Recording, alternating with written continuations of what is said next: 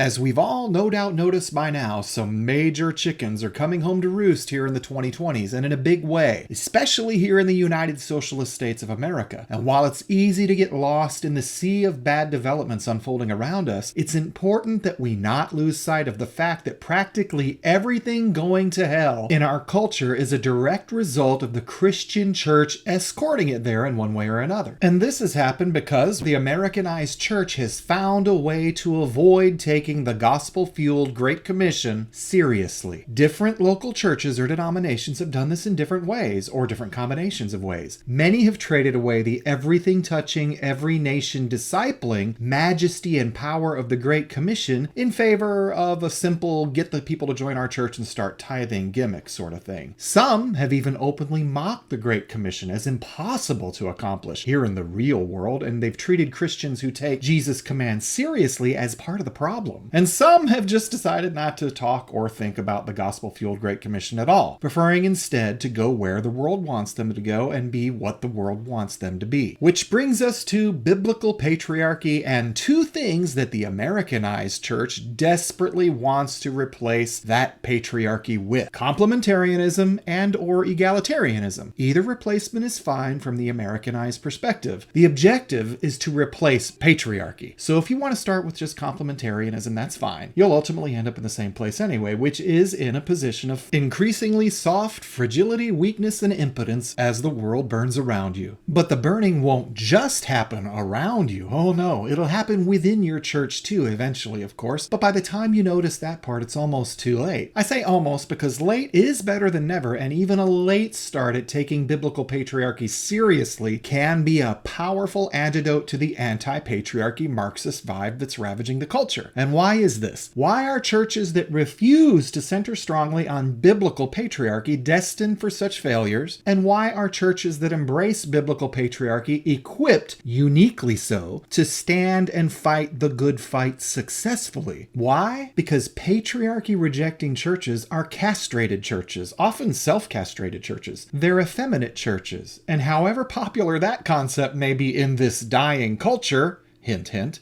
it is utterly incompatible with the nature of King Jesus as revealed in his word. Castrated churches can't resist, much less reverse, the tide of wokeness sweeping over the culture. Castrated churches can't prevent their own children and young adults from becoming increasingly confused about what not long ago were generally regarded as the most basic and obvious sorts of truths, at least to those who once took biblical patriarchy seriously. Castrated churches will inherently exalt feminine attributes as more holy and regard masculine attributes as less holy. Even if they don't say it out loud, they'll do it in practice, and they'll do it in ways and with frequency that will be hard to miss if you're looking at all. Once a church is castrated, this trend continues on autopilot, which is where we are now in many American churches, including many who not long ago stood firm on biblical patriarchy. Now, for those who want to know more about this vital subject and get a better handle on terms like complementarianism and egalitarianism from a biblical worldview perspective, I highly recommend the book Masculine Christianity, which I will link to in the description. And while I do not agree with everything in the book, I have to say that overall, it is an amazing, inspiring, and much needed work at such a time as this. I cannot recommend Masculine Christianity highly enough. It's exactly the sort of thing that we need now, which is why God has provided it to us now, of course. It's time for the church to stand up and fight like a man. It's time for the church to stop allowing perversions of patriarchy to be used as substitute definitions for patriarchy. It's time for the church to realize that God's patriarchal ordering of things is the best thing for every man, woman, child, culture, and civilization in his creation. However much the Marxists and their useful idiots may want you to believe it, biblical patriarchy is not the problem. Biblical patriarchy is the solution. It's the essential core component